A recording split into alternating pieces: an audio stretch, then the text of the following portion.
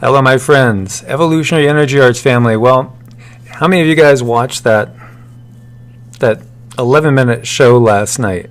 Well, actually, it was more than 11 minutes. It started out with President Trump going 11 or so, and then we had we had Nancy Pelosi and Chuck Schumer afterwards, and oh my God, what do you guys make of that? I mean, what did you make of that?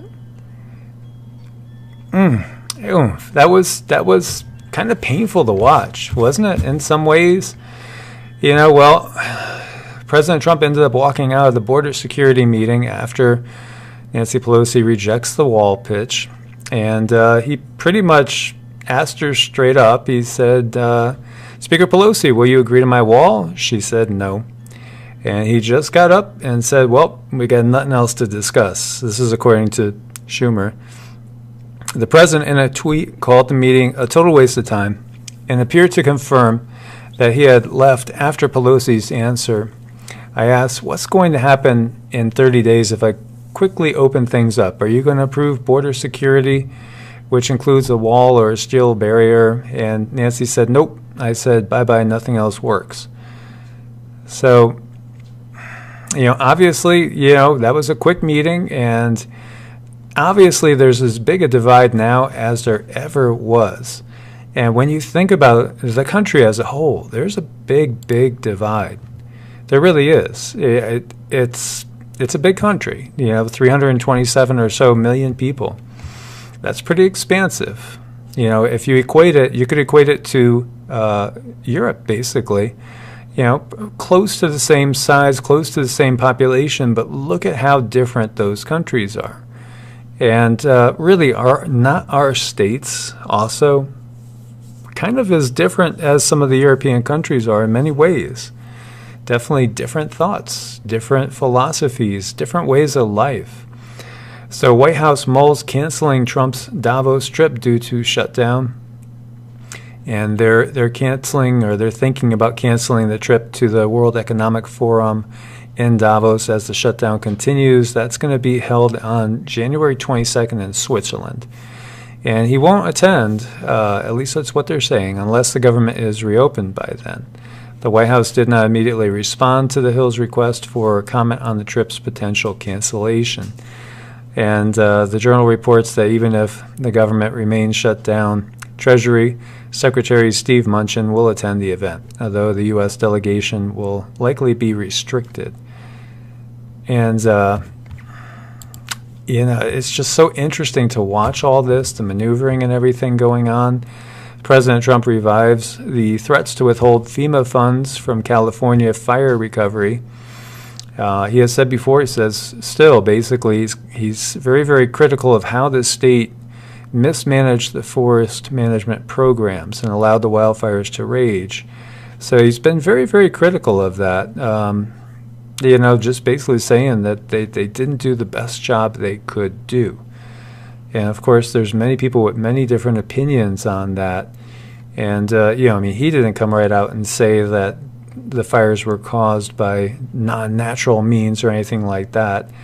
He didn't say anything of the like, although many people do believe that that is true in many cases.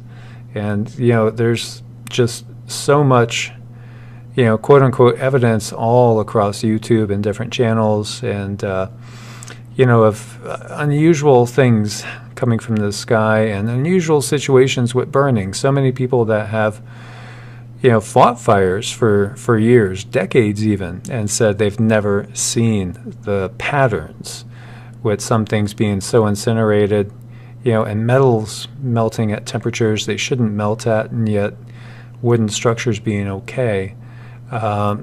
So President Trump's not backed off this, and he appeared to escalate his threats to withhold federal dollars if unspecified programs are not reformed. Billions and billions are sent to the state of California for forest fires that, with proper forest management, would never happen. Unless they get their act together, which is unlikely, I have ordered FEMA to send no more money. It is a disgraceful situation in lives and money. So, those are hard words, very, very hard words, whether you guys, think that he's stating something that's very accurate or not. And Kamala Harris, who could be a presidential candidate, said Californians endured the deadliest wildfire in our state's history last year. We shall work together to mitigate these fires by combating climate change, not playing politics by threatening to withhold money from survivors of a deadly natural disaster. And, it's easy. Can you see? It's so clear the way everything's working politically here. You have basically one party addressing something. The other party doesn't really address that precisely because they bring up something else, because they're really interested in something else. And then the other party will, again, turn and shift that to somewhere else because that's really what they're interested in.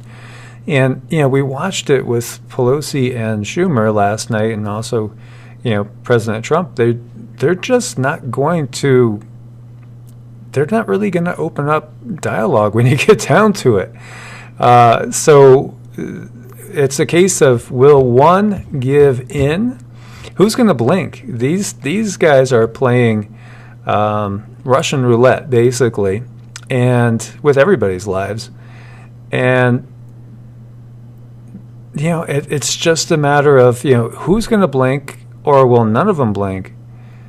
And where does that lead us? It's like two freight trains going down the tracks, and, there's nobody that's going to switch that switch so they don't collide. And what's going to happen with the country? California Governor Newsom vows sanctuary to all who seek it in an inauguration speech. California's new governor is promising the most populous state will be a sanctuary to all who seek it in a direct affront to President Donald Trump's immigration policies. Democratic Governor Gavin Newsom challenged Trump administration repeatedly as he was sworn into office Monday, particularly on immigration. And the former San Francisco mayor became the state's 40th governor, succeeding term-limited Jerry Brown. And people's lives, freedom, security, and the water we drink, the air we breathe, they're all hanging in the balance. Newsom, who's 51, told a crowd of hundreds packed into a tent outside state capitol. He says children should not be ripped away from their parents at the border. I, for one, agree with that. I think that is a horrible thing to do. I can't imagine people were doing that. And they also shouldn't be left hungry while Trump pledges to spend billions of dollars on a wall that should never be built. And so, he definitely needled President Trump. And, the majority of people in California are on his side. And we have New York City Mayor guarantees comprehensive health care for all in a historic surprise announcement. Right? So it's not health insurance. It's the city paying for direct, comprehensive care for those who can't afford it or who are undocumented, a spokesman said. So they're guaranteeing health care for everybody, and they'll actually pay for it. Okay, so can we see what's really going on here? Can you guys see the writing on the wall? Do you remember back in the 80s, the Soviet Union? Of course you do, for those of you that were around, just like me. And in the 1980s, the Soviet Union was struggling to keep up with defense spending with the U.S. Citizens in the Soviet Union were demanding reform. Mikhail Gorbachev became the premier, and he promised perestroika, or restructuring, and glasnost openness. Changes were made, but it was not enough to keep the Soviet Union from collapsing in 1991. The nations comprising the Soviet Union became independent countries: Ukraine, Belarus, Russia, Estonia, Kazakhstan, Georgia. And the Cold War was over after 45 years and trillions of dollars. And so, could that happen in the U.S., is the question. Well, the head of GE thinks, yeah, it can. So, in the 126 years after Thomas Edison established General Electric, it became too unwieldy to manage effectively and insufficiently accountable to stakeholders and financially undisciplined. New boss John Flannery's solution is to break GE up, creating simpler, stronger, and more focused companies from the once sprawling industrial and financial conglomerate. If GE can do that, Why not the United States of America? So that's a question for you guys. And, this was published about 6 months ago. And just think about, the Bell situation, AT&T, and everything broken up there. If something is just not working, is it more profitable for all to actually break it up? And, of course, some people will think that's unpatriotic, that's sacrilegious, don't ever talk like that. But let's look at it, really. I mean, what do you think? Is this where we're headed? Because we could see how divided the country is. The country is seriously divided. Seriously divided. And it's just getting more divided all the time. When you get down to it, as someone who's lived in very, very blue states, basically I was raised in a completely Democratic family in Connecticut, totally. And everybody pretty much in the family they're all Democrats. And so when I go back home and visit, there's one set of ideology going on there. And then, when I left Connecticut, I lived in South Carolina for about 7 or 8 years. And then I've also lived in North Carolina, Georgia, and Florida. And, South Carolina is a very red state. There's not many Democrats in South Carolina. There might be a few here and there, but not many overall. So a very different mindset, And then we have North Carolina. It depends on where you're at. North Carolina, and I lived in Ohio, and Florida, those are all kind of purplish states. They could go either way, depending on where you're at. In general, if people are out in the country, they tend to be more conservative. If people are in the urban cities, then they tend to be a little bit more liberal.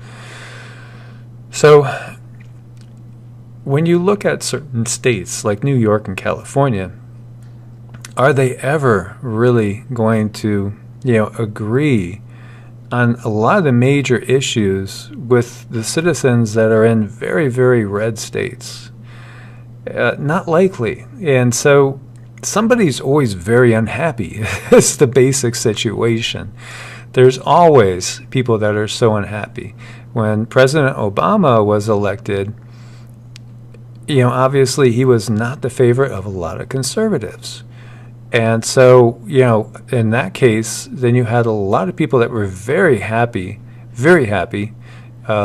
and, were strongly supporting him in the more democratic states, and yet extremely unhappy and just were nauseous in the Republican states.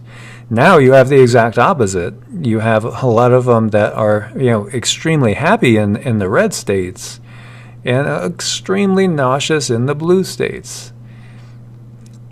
And the bigger question from my perspective, the bigger thing from my perspective is that, the government's always growing. It's always getting bigger. It's always getting more powerful. And we've been losing our rights rapidly, especially since 9/11. So a smaller central government would be much better, I think, for the people. That's just my personal opinion. As I've shared with you guys, I come from a more libertarian mindset in that I think the individual freedoms are paramount. Everybody should be able to do and follow, be able to live a life that's not being interfered with in every way, shape, or form by the central government and told what to do and what they can't do by the central government. Because in my mind, the original purpose of the central government was one of basically protecting all the states, coming together and protecting the states so that an entity such as, Great Britain wouldn't be able to come and invade, such as what happened in the War of 1812 and, try to take the U.S. back. It doesn't necessarily, mean that the U.S. is feasible anymore, though. And also when we look at our civil liberties getting crushed left and right, the big brother state, some of us are more apt to just go along with it than others. And, wouldn't it be perhaps better, and just throwing it out there, And maybe it's not even that would be better, but maybe it's inevitable that there will be a breakup if we don't have, some other large war like a World War III start in the interim. Because look at what's going on. Obviously, the kids can't get along. The kids can't play nice. And, apparently they're taking their toys and they're going home, and that's it. So where are we ever going to go with this? What do you guys think? Is this inevitable? And what would it look like? People have thought about this, and actually a lot of people have thought about this when I did research on this before. I made a video on this about a year ago. And to me, it looks more likely now than ever that this could be something that actually manifests. For a long time, people always thought Texas would be the one to secede first and leave the Union. But now with President Trump here, it almost feels like you might have California, you might have Cascadia, basically, and California, the West Coast, leaving, or, New York trying to join them, or, it's just, it's a mess, my friends. It's a mess right now. And do you see any sort of solution, really, that's going to happen where everybody's going to be happy? And the other thing I think of, too, is when we're in such disunity like this, is not the country more vulnerable to outside influence as well? And perhaps that's part of the bigger plan that's going on as well. There's so much going on. And we have Russia accusing Japan of whipping up tensions on the islands dispute. We touched on that a while ago, and it's still going on. We talked about this, I think, about 2 weeks ago or so. And Russia and Japan have never signed a peace treaty due to their territorial dispute over 4 islands invaded by the Soviet Union in the final days of the war. Russia calls the islands the Kurils, and Japan calls them its northern territories. And so Russia's foreign ministry has said it invited Japanese ambassador Toyohisa Kozuki and told him it viewed recent statements by Tokyo as an attempt to artificially stir up the atmosphere over the issue of the peace treaty. So there's been some bickering going on here, and these are contentious. They've been contentious. The bickering continues. And then we have over here, the U.S. wants to counter Iran in Syria and might have to leave some troops behind to do that. And this is according to John Bolton. And so he's basically contradicting President Trump's announcement before. And so there's definitely infighting going on just between the establishment, and we could call them whatever you want to call them, the DS, the cabal, Illuminati, those that have been in charge. There's still definitely infighting as well. And there's everywhere we look, there's just no consensus. And there's a lot of I wouldn't say doublespeak, but it's not really doublespeak. It's just contradictions going on, or things, being taken back. A lot of contention. There's a lot of contention going on. And this is the Council on Foreign Relations, the CFR.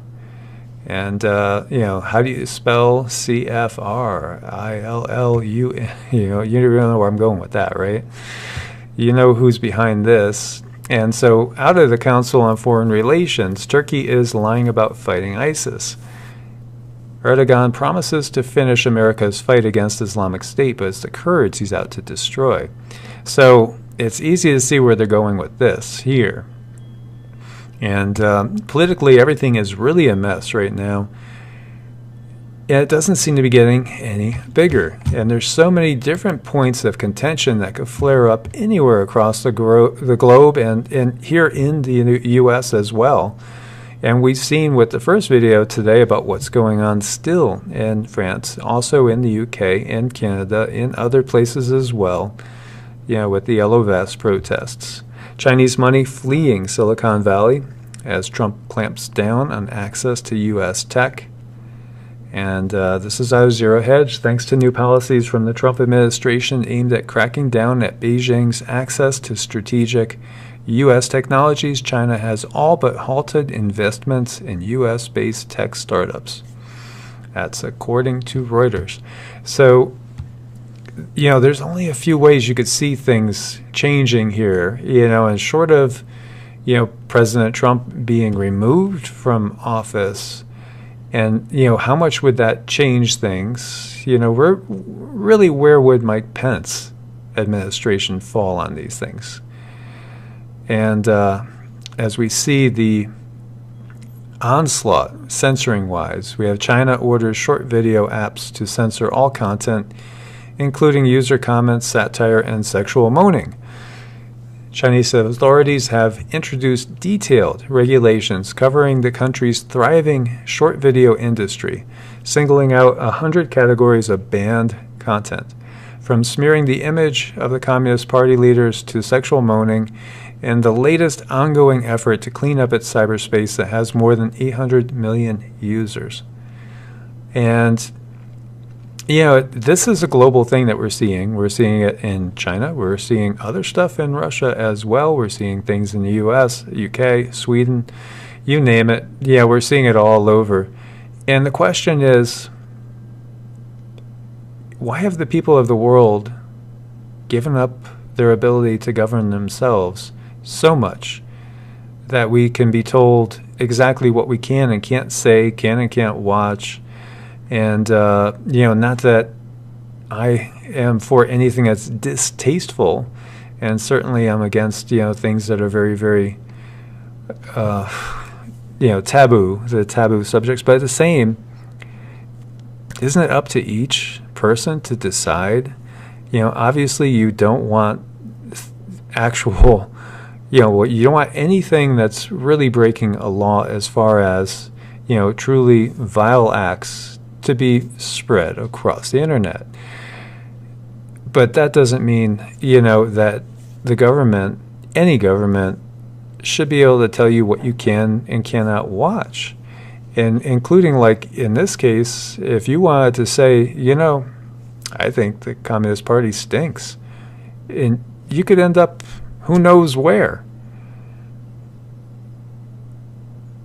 So, we have to look at this and say, this slide is speeding up all over the globe. United Russian official tab for microchip implant experiment. Joining Sweden, joining the UK, joining Canada, and, many others as well. So, and as this says, the future is here. And it's less than 4,000 kilometers east of Moscow. A Siberian ruling United Party official reportedly plans to volunteer for an experiment which he will insert a microchip into his skin, containing, among other information, his credit card. And so, we're seeing this in one country after another. It's coming, and at some point they're going to make it mandatory. And we could see it coming. Drug to clear zombie cells from body could be the first anti-aging treatment after impressive human trial. So this drug is actually combined with resveratrol, which is basically stuff we find. It's a natural occurring substance that we find in, say, red grapes. And that's one of the reasons why red wine, tends to be good for you. And it's in other things as well, in moderation, of course. And so they're combining a drug, that they've put together, with this natural substance. And so, my question is, how much of it is the drug and how much of it is the natural substance? So often the drugs are no better than the placebos as far as their actual effectiveness. And then many times, of course, pretty much every time, they end up causing so many other problems that you end up having to take other drugs to correct that problem.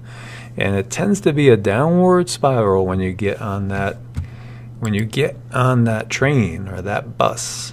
And so we have a Dutch company that unveils the world's first prefab house built entirely of cannabis. Yes, that house is built of cannabis. And the near future, citizens around the world will have an opportunity to live in an economical, sustainable, and secure housing made entirely from hemp, a variety of the cannabis plant. Not only can the prefabricated abodes be constructed in a fraction of the time of modern-day homes, but they're also said to be more durable and affordable, as well as earthquake resistant. And so this is a Dutch company specializing in hemp concrete, also referred to as hempcrete. And hemp is very versatile, and we know this. Most of you guys know this stuff, and you know why it was made illegal and not used. Because it would basically affect other industries. And the same thing with, CBD and THC, because use of it basically will affect the other industries, as you know which ones we are talking about. But thankfully, this is something that is changing. And as we had talked about before, President Trump did make hemp legal now across the country as far as from a federal level. So lots going on, my friends. I look forward to your comments on this. Do you see any possible solutions to what we see going on here? What do you think is going to be the outcome? What do you really think is going to be the outcome? And then what do you think is a solution? Do you have any thoughts? Please do share them. As always, thumbs up, support the channel. Please do subscribe, click the bell, get all notifications, and share as we wake up more people around the globe. As always, my friends, God bless and namaste.